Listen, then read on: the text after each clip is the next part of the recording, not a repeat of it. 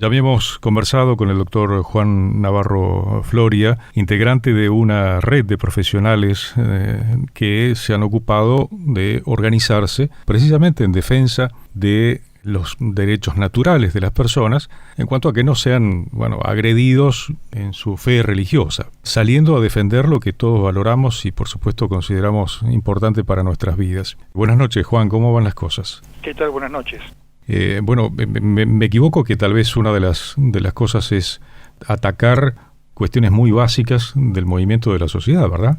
Es un tema bastante complejo que hay que ser cuidadoso, porque evidentemente la discriminación, tal como se ha ido configurando como algo negativo, es algo que debe ser combatido, y está bien que se lo combata, discriminación por muchos motivos. Acá lo que estamos es frente a un proyecto a una convención, ya no es proyecto, una convención internacional hecha en el seno de la OEA, que fue firmada por varios países hace ya 8 años, pero que solamente 2 hasta ahora la han ratificado, que son Uruguay y México.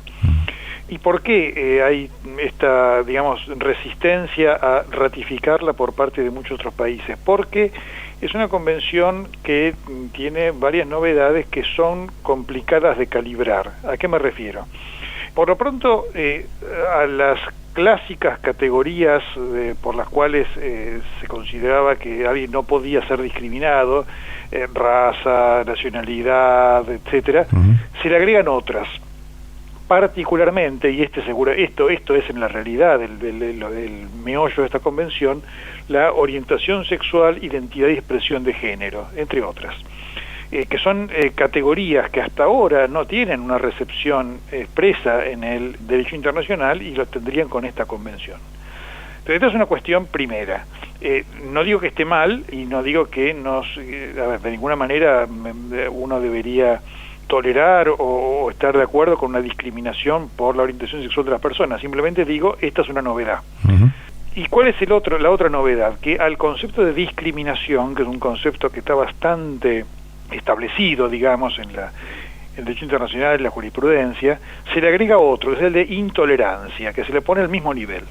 Entonces ya no se trata solo de combatir la discriminación, que es privar a alguien de un derecho, por alguna de estas razones, que son las llamadas categorías sospechosas o protegidas, sino también de combatir la intolerancia.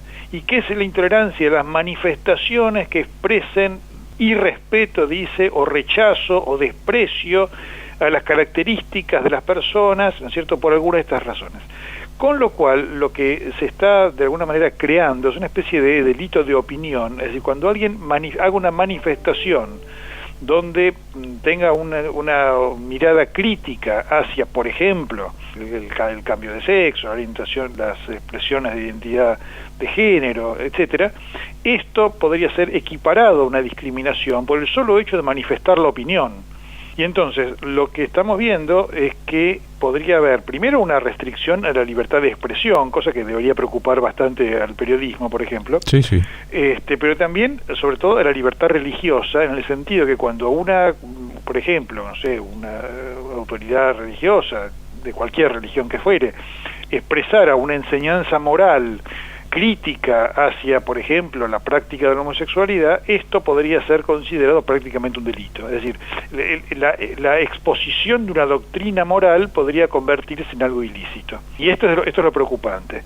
Por otro lado, hay que decir que también la Convención protege contra la discriminación religiosa, con lo cual también uno diría, si a alguien le prohíben expresar su propia fe, también estaría protegido. Por eso digo que es complicada, es ambivalente, pero hay ciertamente ahí una cuestión de riesgo para sobre todo las expresiones de lo que puede ser una enseñanza moral de un grupo religioso o no religioso, pero en concreto nos preocupa lo que sea de una confesión religiosa determinada. Sí, ¿no? Por supuesto que esto también incluye a cualquier enseñanza en una escuela en donde se hable de lo que se ajusta al orden natural, es decir, sí. Dios ha creado, o la naturaleza, digamos, por decir algo, en la tierra solamente hay hombres y mujeres, y así es la cosa, no hay otra opción posible, y eso podría ser considerado por alguien que se lo proponga como algo que atenta contra esta convención, ¿no? Y ser denunciado el colegio, el docente, ¿no? Claro, si alguien interpreta que decir eso es una falta de respeto hacia quien se autopercibe de otra manera, ¿no?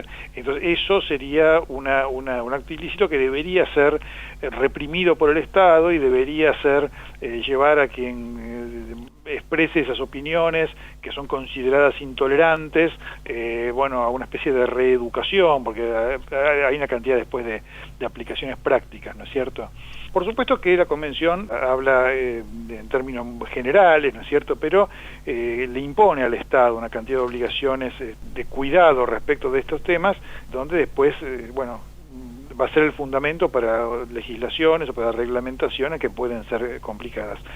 Yo lo que digo es que, por lo pronto, esto no debería ser aprobado sin un debate, porque acá lo que pasa a veces en el Congreso es que los diputados levantan la mano sin saber qué están votando. Y me parece que esto merece por lo menos un estudio serio. Es muy difícil a veces para un legislador decir yo me opongo a una norma que combate la discriminación, porque entonces que vos sos un discriminador, vos estás a favor de... No, yo no estoy a favor de la discriminación. Yo lo que quiero es que se vea con cuidado todas las implicancias que tiene una norma de este tipo para evitar que lo que luce a primera vista como una cosa muy progresista y muy positiva, ¿no es cierto?, y muy humanitaria, termine siendo un instrumento para una imposición totalitaria, ¿no? Sí, yo creo que justamente por eso se presenta de esta manera, envuelvo un poco lo que comentaba al principio, está revestido de buenas intenciones, ¿no? De tolerancia. Me gustaría, si podés recordar esto que mencionaste sobre el tema de cuál sería la diferencia entre discriminación e intolerancia, si es que hay alguna manera académica de definirlo, o jurídica.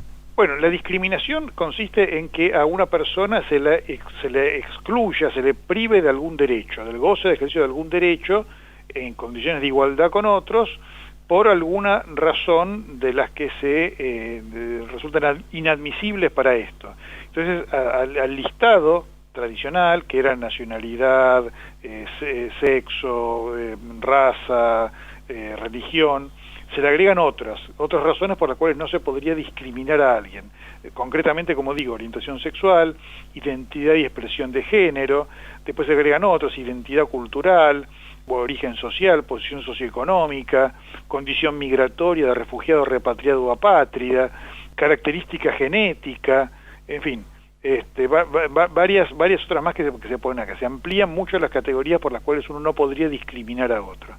La intolerancia, que se la equipara a la discriminación en la Convención, se lo define de un modo medio raro. Dice intolerancia, es el acto o conjunto de actos o manifestaciones que expresan el irrespeto, rechazo o desprecio de la dignidad, características, convicciones u opiniones de los seres humanos por ser diferentes o contrarias. Punto. El contrarias no se entiende contrario a qué, ¿no es cierto? Puede manifestarse como marginación y exclusión de la participación en cualquier ámbito de la vida pública o privada de grupos en condiciones de vulnerabilidad o como violencia contra ellos. Obviamente que uno siempre estará en contra de violencia, pero cuando dice, la restricción a la participación en la vida privada, ¿no es cierto?, es como que yo no puedo, por ejemplo, no sé, en una asociación privada, en una actividad privada, manifestarme de modo que otro interprete como intolerante, ¿sí?, por alguna de estas razones. Porque la intolerancia depende de la percepción del otro, es decir, que alguien se perciba que yo soy intolerante, y eso ya configura la intolerancia. Sí, es un acto subjetivo, es muy difícil de ponerle un coto a eso. Es muy subjetivo, efectivamente. Sí, en realidad la descripción que hacía recién me hace acordar al régimen cubano, esto de andar ocultándose, no sea cosa que alguien se entere de lo que yo pienso, ¿no? Bueno, estaremos atentos y ojalá que esto, por lo menos lo que ha pasado en los últimos días, con el agradecido informe de Notivida, que le alerta a mucha gente de muchas cosas que pasan en los ámbitos legislativos y que si no de otra manera no nos enteraríamos, y que insisto, Estado público también alerte a los legisladores y se avengan mínimamente a tratar el tema con más profundidad y sobre todo con más criterio. Sí, porque esto ha sido puesto en una sesión que tiene, no sé, de 54 proyectos de ley, una cantidad muy grande, algunos que son, no sé, transferencias de inmuebles, que bueno, son temas menores, pero otros son temas que tienen realmente sustancia, como es este, y esto merece que sea tratado, pues, digo, con seriedad, con discusión sobre los temas. A lo mejor todo se arregla con alguna reserva, una aclaración que se haga la aprobación, bueno, decir, bueno, muy bien, todo está muy bien, siempre y cuando no se ponga en entredicho la libertad religiosa y no se restrinja la posibilidad de las confesiones religiosas de poder enseñar su propia doctrina. Entonces, bueno, si me dejan eso a salvo, el resto no hay problema, en fin. Pero esto requiere un debate, ¿no es cierto? Y no que se vote sin discusión, como lamentablemente es posible que ocurra si nadie levanta la voz. Tal cual. Bueno, muchísimas gracias, Juan, por tu tiempo y sobre todo por tus conceptos. Muchas gracias. Hasta luego. Hasta luego. El doctor Juan Navarro Floria, integrante de esta red de profesionales de respeto religioso y miembro de Prodesi, con relación a este tema que, bueno, por supuesto preocupa a muchos.